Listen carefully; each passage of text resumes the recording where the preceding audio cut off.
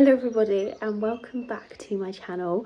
As you can tell by the title of this video, we are going to be talking all things newborns, and we're going to be talking about my newborn must-haves list coming from a second-time mummy. That makes me sound really old, but I am blessed with two beautiful children, and these are the things that I cannot do without at all. So let me share with you. As always, I will leave links to everything that I mention in the description box down below, or links to as many things as I possibly can do, and I will insert pictures on screen for what it is that I'm actually talking about.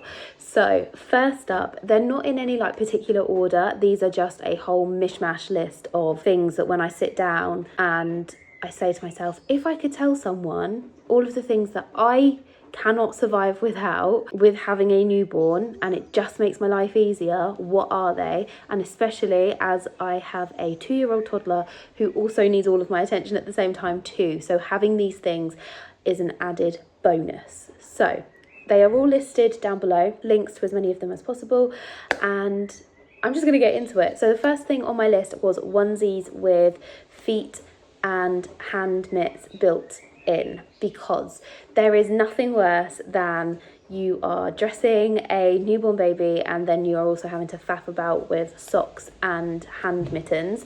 So if you make sure that the onesies that you are buying have got the hand mitts already sewn in, and you literally just flip the sleeve over and it has the mitt already on there, and then also having the feet already covered, they are an absolute life must. Because if you start trying to put newborn children in outfits, yeah, the outfits are cute, but trust me, you go through so many clothes with a newborn, you go through just constantly changing and having outfits, it does just become a little bit tricky. And especially if it's your first, you're getting into the habit and the practice of changing them, it can just get a little bit complicated. And especially if they're crying at the same time as you changing them, it just makes it a lot easier if you're using the onesies. Now, I have never been really particular about whether the onesies have a zip on them or whether they have poppers.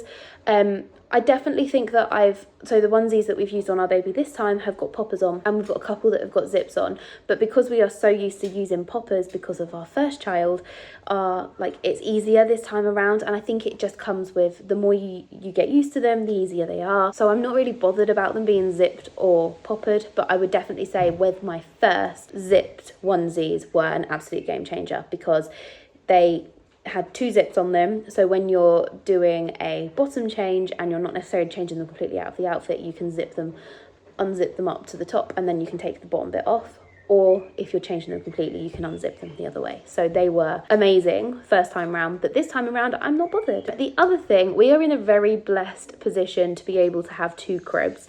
Now, the reason I'm saying that is I definitely skipped the Moses basket. I think, truth be told, they are a bit of a waste of money. And yeah, they look all pretty. Yeah, they look cute. Yeah, they're really good for you to have baby photos in the early days. We're in a blessed position to be able to have 2.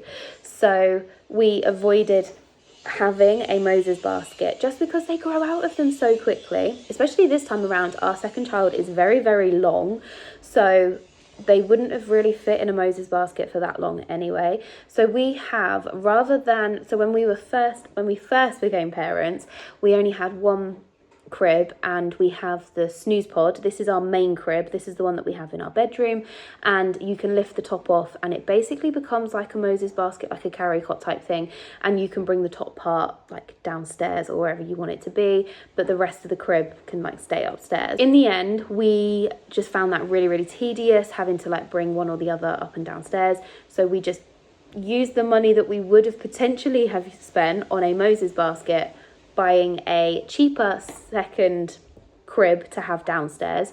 We've actually got the Fisher Price one, which I'll insert on the screen here. This one's really good. It rocks side to side, and it's also got the twisty feet at the bottom to stop it from rocking if you don't want it to, and you can like elevate it if you need to, so if it's got the reflux on it, and it's really good. It's also got like an attachment that you can buy that does like a baby mobile, and we loved that when we had Archie, and this time around we aren't using it as much just yet, but when baby becomes a little bit more aware of what's going on around them, we will definitely be using that. So I definitely recommend, if you are in a position to, stick with cribs rather than a Moses basket. Next one is white noise machine. This is going to become your best friend. like a white noise machine. We've got one that plays loads of different noises with it. It wasn't the most expensive thing in the world. It's actually the same one as what we have for Archie, so we still use it with him, but we have also got a second one now that we bought exactly the same for our second baby, and we use that too. And honestly, white noise machine becomes your best friend. It's the best thing ever. We've also got a bouncer chair. We had the exact same one with Archie, and it's the same one. We've kept everything pretty much that we had when we had Archie for our second child anyway. So this is the bouncer. This has come in so handy so many times this time around, because with a toddler you have to kind of drop everything at times, especially as he's potty training. You want to be able to give them your full attention, so you want to put baby somewhere safe, and if they've just had a bottle you want them to be upright a little bit. So we've got a bouncer that elevates quite high and they can sit in that, and they're next to me whilst I'm dealing with my toddler. So a bouncer chair is really, really good, and it comes in handy like throughout the stages, so I would highly recommend that. Another thing that I would highly recommend is a Caterpillar.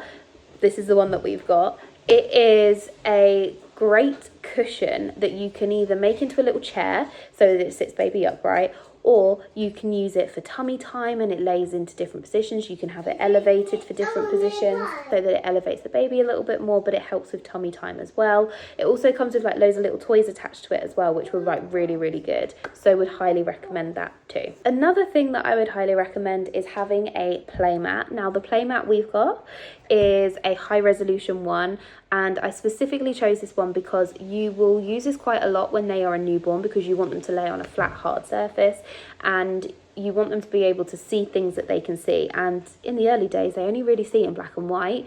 So if you can use a playmat that's black and white, then even better.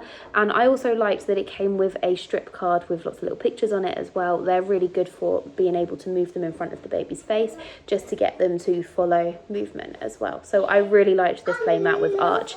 Obsessed with it this time too. My ultimate hack and my ultimate favourite thing that I think I will be sad to see go when it comes to the time is the Tommee Tippee sterilizer. It is also a dryer as well. I wash up the bottles, I clean them with a bottle brush, I put them on the drainer, let them drip dry a little bit, and then I take them straight into the sterilizer. I put them on the setting for dry and then sterilize. It sterilizes by using UV light, and it does all 6 of our bottles all at once. It has 2 trays, and then it's got a little bit at the bottom as well. It's so good, it saves so much time, and it's just peace of mind knowing that they are there and sterile and whenever I want them. You can also put them on the storage setting. It's got so many settings on there, so many different options for you to use, and it's just such a good little gadget. Honestly, the Tommee Tippee stuff I'm obsessed with. I have the Tommee Tippee bottles as well. We've got the anti-colic ones. We had those with Archie too, but we've gone for the next ones up this time around for this baby.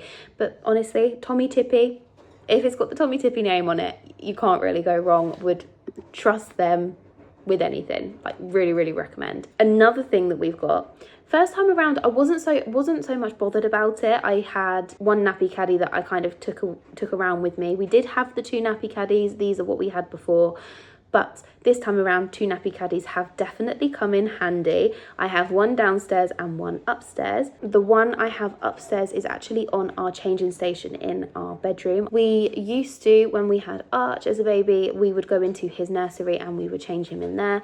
This time around, because Archie is already in his bedroom, this time around we can't take the baby in there because Archie's already in there sleeping. So we have got a changing station set up in our bedroom, and also because we would have to walk past Archie's bedroom in the middle of the night and potentially run the risk of waking him up, we've also got our bottle station there, and it's actually where our sterilizer is as well, because where we spend a lot of our time camped out in our bedroom. This one I can't take credit. Well, I found it, but Jay was the one that went and bought it, so I can't really take credit for it. It's something that I mentioned about having as a thing that we potentially might need, and he went and got it, and we've actually ended up buying it twice because we have decided to have one upstairs permanently on the baby's crib in our bedroom, and then we've also got one downstairs on the crib we have in our living area, but we can also take it and put it on our stroller to take out with us if we need it. If you don't know what a rocket is, it basically mimics the motion of rocking it by yourself, but it will do it for an hour, I believe, and then it will like switch off by itself. Sometimes it's just the enough little bit of movement that you need just to send your baby to sleep or to keep them to sleep, especially if they teeter on the edge of sleeping all the time, which our baby does. They aren't the best sleeper. So this rocket has come in absolutely so much more handier than I could even explain in words. It's very, very handy. You can also control it on the bottom. It's got like a twist dial, so you can either make it rock less or you can make it rock more. It's great. So much so that we bought two, and would recommend them to literally anyone. Another thing that I would recommend, especially if you have a toddler, but also just so that you can get stuff done, a baby carrier. We have tried the Amazon one with Archie when we first had him, but this time I have got the Mum Cozy one, and we still got the Amazon one actually, but we're using the Mum Cozy one at the moment.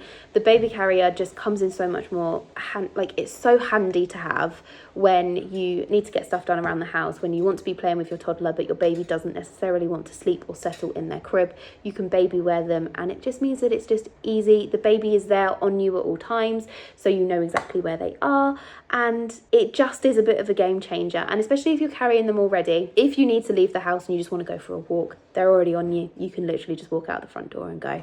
And it speeds things up. It does make things a little bit easier, especially as it frees up two hands rather than you having only one hand and being able to do things with one hand, which as a parent, you will come to learn that you'll be able to do pretty much straight away, because one hand always has something for the baby in. Another thing I would really recommend is this nasal aspirator. This came in handy so much in the early days because the baby was very, very mucousy. When they have boogers and stuff, they can't really clear them by themselves, and their nostrils are so small. They're so cute, but they're so small. So you don't want anything to block them, and especially if they get a little bit sniffly and it just gets a little bit annoying for them, it's just a quick and easy suction and it will pull it out for you. And then it's not like any of the grim ones where you have to put the straw in your mouth. No, you just literally suck and it will pull it out.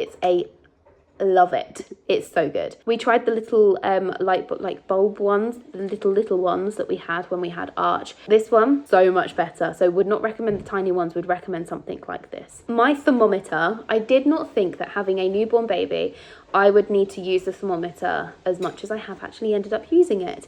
The thermometer we've got, the reason I've put this on this list is because it is a body, a forehead and an in-ear thermometer all in one. It has a little attachment that goes on top of the head, and basically you can take it off, you can do in-ear, you can put it on, it will do forehead, and then you can also do body, so you can just double check all of the temperatures as much as you need to. And it kind of grows with your baby, it grows with your child. A really good digital thermometer, would highly recommend. Another thing that I would really recommend are having dummy clips. So babies, both of them, used dummies, and this time around so much more than Archie did, but this time we have got dummy clips that turn into teethers. These are a game changer because the baby will start teething without you realizing at some point, and if you've already got them, you don't have to worry about trying to find them or buy them, and then they're really inexpensive. They came as a multi-pack. I'm really, really impressed with them, but it also means that you've already got a whole set of them if you want to use them as teethers, and you can attach other teething toys to them. But also, in the middle of the night, if your baby has a dummy and they happen to lose it, it's so much harder to try and find it if it's not attached to a dummy clip. However, I have seen that Tommee Tippee do glow-in-the-dark dummies, which are a game changer, but I would probably still use a dummy clip with them, because in the middle of the night, I don't know about anyone else, but because I'm so tired, I find it so hard to see what I'm doing. So having a dummy clip means that I can just feel for the dummy clip because it'll be attached to there, and then I can find the end of it where the dummy is and then give it back to the baby. This swaddle that I am about to tell you about, oh my goodness, I'm obsessed with it. It was the first thing that we found that was able to get our baby to go to sleep and stay to sleep, because the other swaddles that we've had previously and using a blanket, etc., just did not work whatsoever. But this Swaddle Me Swaddle, I think that's what it's called, is so good. It comes, I think the first size is 0 to 3 months, so it's going to grow with the baby, but I would highly recommend. We did try the Dream Sleep Swaddles. We had those with Archie, so it gives you the option to put the baby with their hands up or their hands down. But at the moment, the swaddle that we seem to be using and loving is this Swaddle Me Swaddle, and honestly, I don't think our baby could do without it. It's a little bit attached to the swaddle, but we're fine with that. And then the final thing, speaking of swaddles, are having muslin squares for swaddling, mainly because so Archie was born in February. We didn't really have to worry about having swaddles, like a thin swaddle, when it was really, really hot, because at that point he was a bigger baby. This time around, we've had a heat wave. The baby was born in April. We had a heat wave in May. The baby was literally only a couple of weeks old. The baby has literally gone from being squidged and really like being snug and compact to being in an outside world where they're not snug and compact. So having thin muslin squares that are big, being able to swaddle the baby in them, gives them the layer that they need, the layer that's not going to make them too hot in the summer and a heat wave, but also make sure that they are swaddled and comfortable so that they can go to sleep. I feel like I've just rushed through that stuff so quickly, but that is my list of newborn must-haves. Like I have said, there are links down below. I will leave links down below in the description box. But if you have made it to the end of the video, please do make sure that you give it a like. Make sure you hit subscribe and stick around for more videos. And I will see you all in the next video.